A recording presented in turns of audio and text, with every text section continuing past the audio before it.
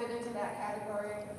Different counselors that you might have, Mrs. Banks, Mrs. Devine, and Mrs. Davis. All right.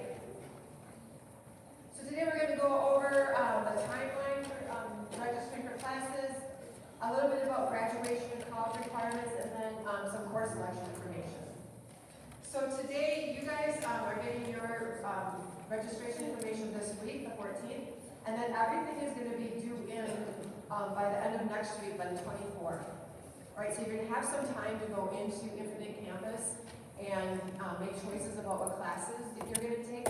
There is no advantage to getting it done faster than everybody else, okay? So you have until the time of next week, like I think it's on the 25th, to get, you can go in as many times as you want to change things. So be thoughtful about it. Okay, to graduate from DC Everest. I'm hoping that most of you as 10th graders kind of have some sort of feel on that.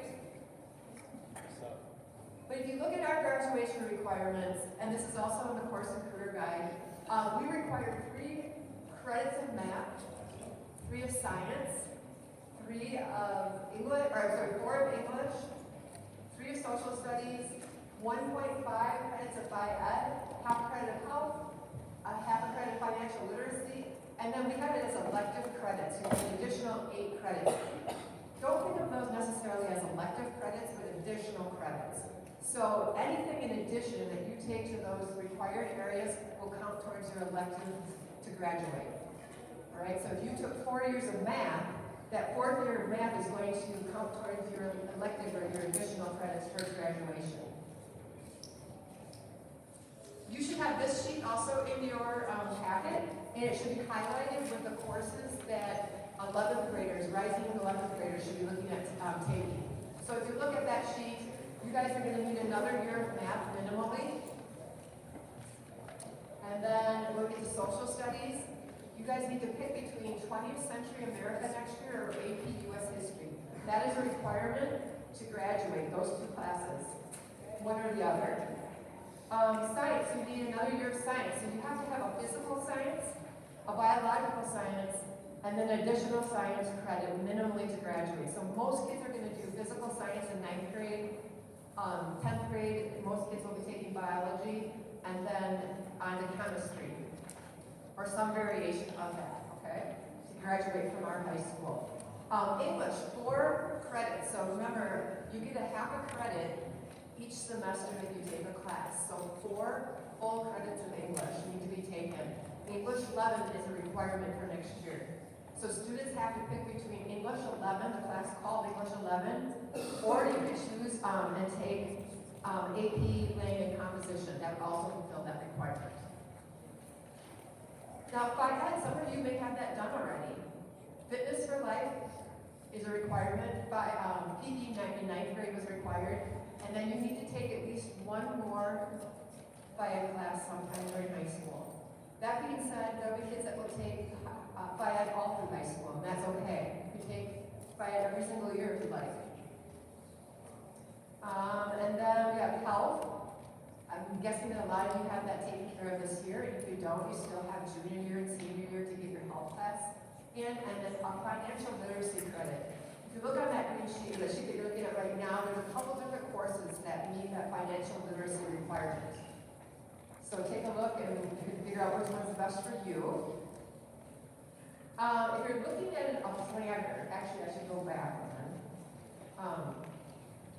This is what your 10th grade planner might look like right now. When you go into Infinite Campus, you can go to your own planner, your academic planner. And anything that is green means that you have fulfilled that or will fulfill it by the end of this school year. And then anything that is pink or red is something that you still have yet to fulfill. Okay, so that's a really good check to see where you're at for graduation requirements. Again, don't get hung up on that electives, where it says down there electives. Anything in addition to the above classes is considered an elective. All right, so you can be checking into that. One word of caution, don't worry about this part of your planner. This is on the bottom of that academic planner. Don't pay attention to this part. This part is not entirely accurate, so please don't take a look at that part.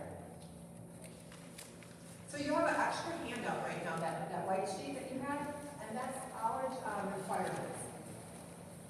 If you take a look at that, it gives you the general requirements to go to a 2-year and 4-year school, primarily in the state of Wisconsin or right in our area. What we require to graduate from DC Everest High School is going to meet most 4-year college requirements for entrance. Right, so ultimately you're responsible, if you're thinking of a school, to go on their website, maybe give them a call to see if there's other things that you need to do. Same with the technical colleges. Now is a really good time when you guys are going to be into your junior year. Maybe this summer you do some visits to schools, but take a look so you're planning ahead on what you might need to take to get into the college or career of your choice. The course and career guide, you all got that book. Remember last year when you were in 9th grade and we came down and emptied one of your, I think maybe it was your science classes, and you got the actual book. That's the only book that you're going to get in paper form. But you can go to the website of senior high and click on academics tab, and then when you go to secondary course registration, you can see the course selection sheets for specific grades along with the course and career guide if you can't find yours at home. So everything is in that course and career guide online. If you're new to DC Everest, if you transferred in since 9th grade and you want a paper copy of that, you didn't get one last year, come on down to the guidance office and we can get you a paper copy. So that book that you're going to be looking at, or hopefully look at, is divided up by career clusters. And I know in your ELTs or in your advisories this year, you've been doing some talking about your different career clusters. Well, our book is also organized that way, so you can take a look at different career clusters in that guide and say, okay, what classes could I take? I'm interested in hospitality. What classes do they offer at DC Everest High School that might help me get prepared if I'm interested in that, or to see if I really have an interest in that? So take a look at those. Okay, so this is another place that these things pertain to you. Just that we want to talk a little bit about is NCAA requirements. If you are thinking right now, as a 10th grader, you know, I'm actually pretty good at whatever sport that you compete in, and I might like to play that in college. If you're considering going on to a Division I or Division II school to play college athletics, you have to register with the NCAA. Is there some information on page 11, or you can meet with your counselor and we'd be happy to help you with that. But you want to get registered, during your junior year. You can do it as early as your sophomore year if you're considering going on to play college athletics. We've got some information there about the LADA system, and that's a distinction that you can earn at graduation by taking certain classes. An overview of AP courses, the advanced placement courses. There's some classes that have certification, the honors program, dual enrollment. So you guys, any class that on your sheet that has a DE, the letter D, the letter E after it, stands for dual enrollment. And those are courses that we teach the curriculum primarily from NTC. We teach their curriculum here with our instructors. So you attend the class here, it's our instructors, you get the credit for DC Everest. You can choose to also earn credit at NTC. That is a huge bargain. So if you're thinking ahead and you're like, oh, I think I might go to NTC, looking at an associate's program at NTC when I graduate, you can start getting credits while you're in high school here towards that program already. It would save you a lot of time and money. And some of those classes could also transfer to the UW system as well. Because you're going to be a junior next year, there's some work-based learning opportunities. And then there's also course descriptions in the book along with the prerequisites. Prerequisite is something that you have to do before you can take a class. An example would be Fitness for Life is the prerequisite for our other elective classes. Art Foundations is the prerequisite class you have to take before you can take any other art class. So you want to make sure you're paying attention to that.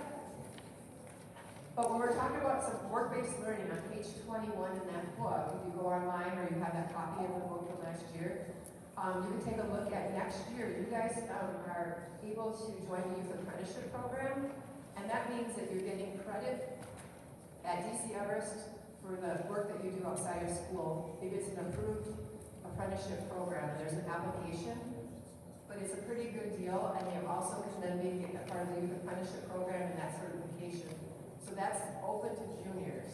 You must be enrolled in concurrent related coursework. So if you had a job in manufacturing and you had the apprenticeship, you joined the youth apprenticeship and you're going to get credit for your manufacturing job, you want to make sure that you have some coursework at the same time that relates to that from DCR. So if you have any questions about that, that would be a good time to talk to one of the related teachers or to your counselors. And when you're a senior, we'll talk about that later because we have some internship programs. Okay, so the course selection sheet looks like this, and you have a copy of it in your packet. It says at the top there, I have it highlighted, it says bolded classes are full year classes.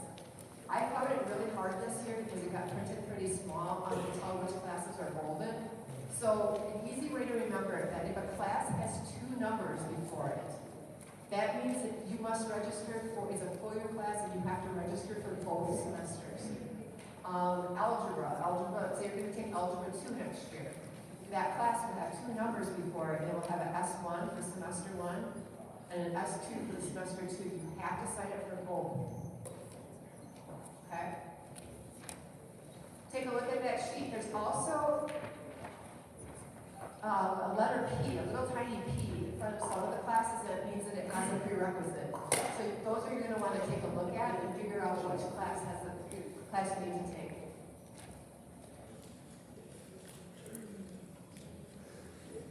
It's 2-sided. There's an awful lot of classes that you can take as a junior. You can also see at the bottom of the second side too, where I've been highlighted, that you need to put in 4 additional classes.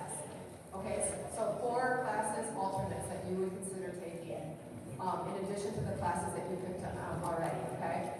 And make sure you guys that it's a class that you would actually take, because when we're doing the schedules, and it might bleed into summertime, if we can't get you into a class, something conflicts, we're going to go ahead and grab your alternate.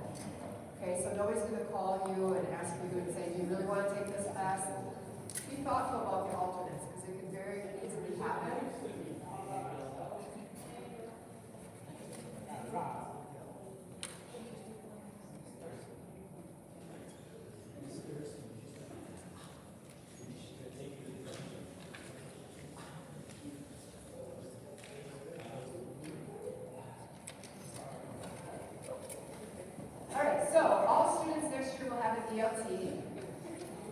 And you need to register for between 6 and 7 credits. So 6 credits would be a full-time student, and 7 credits would be a full schedule. So 6 to be a full-time student, and 7 would be a completely full schedule.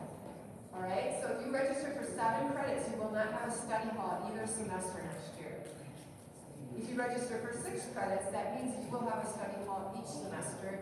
So then you want to make sure that you ask for a semester 1 study hall and a semester 2 study hall. And if you want to have a study hall just 1 semester, so you're going to have 6.5 credits, then don't request the study hall. Because the computer's not smart enough to know to not knock out a different class. If you request a study hall for 1 semester only, it will most likely knock out one of the classes that you've already picked.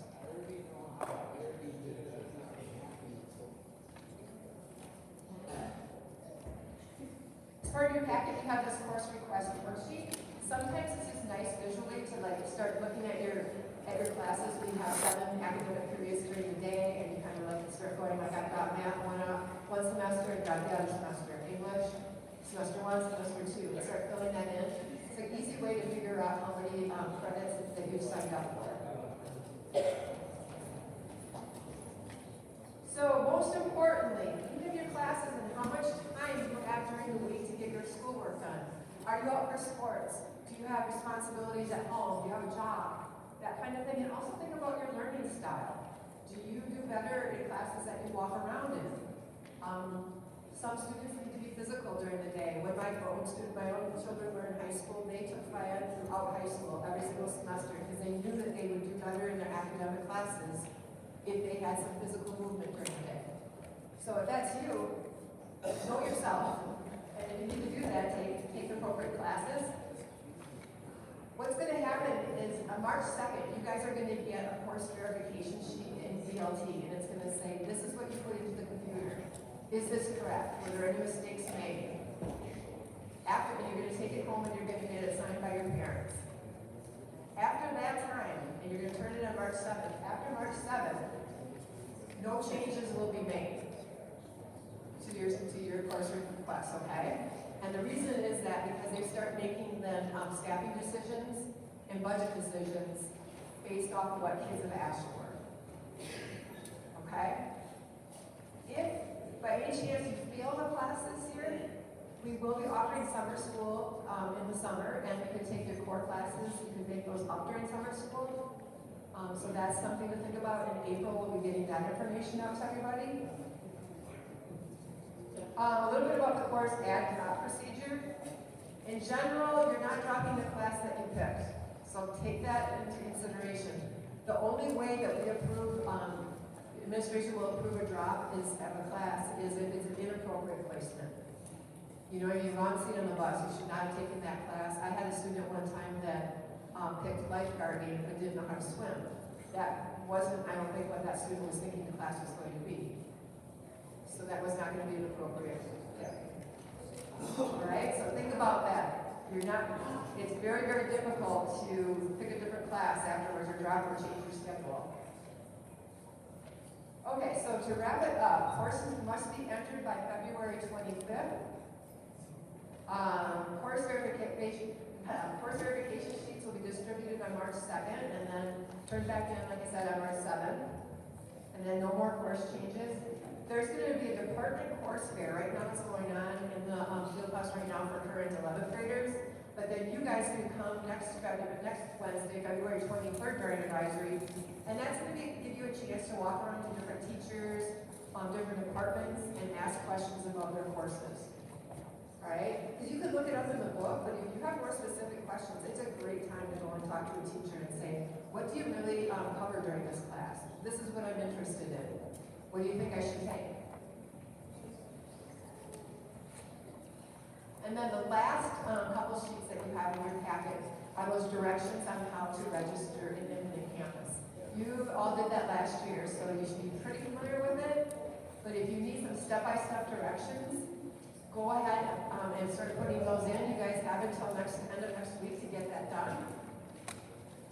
And I would really encourage you, if you have any questions, go meet with teachers, meet with your counselor, talk with your parents. You know, check with your friends, see what classes they've taken and do they like them. Older brothers and sisters, whoever it might be. But be really thoughtful about the classes that you're taking, and really, you guys make sure you're putting in both semesters for a class. If you're taking English 11, you have to put in English 11 semester 1 and semester 2. Because that's usually the mistakes that we see, busy mistakes, is that somebody didn't put in the second semester of the class.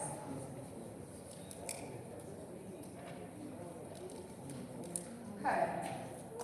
We're going to send you out a link, and on February 22nd, we're going to have a Google Doc open. So if you didn't even want to come down to Student Services and ask a question, we'll have a Google Doc open so that you could come, you could ask us questions on that Google Doc too. And that's open for teachers as well, but we'll put that out in the email. Any questions that you guys have right now? I'll stay here. If you don't want to ask it in front of the whole group, but I'd be happy to answer some questions. Yeah, so let us know if you need help, and that will be the end of my presentation. Thank you.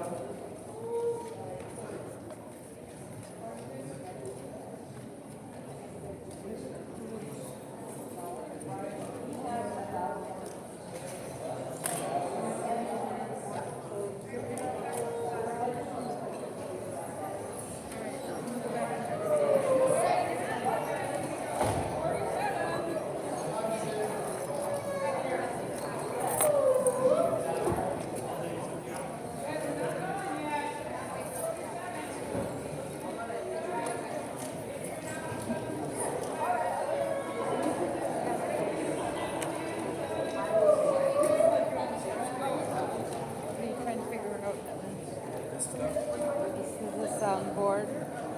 That's the battery charger. These are the receivers.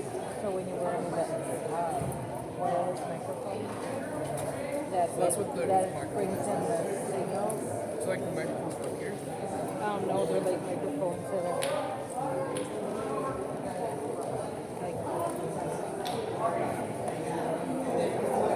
Oh, okay.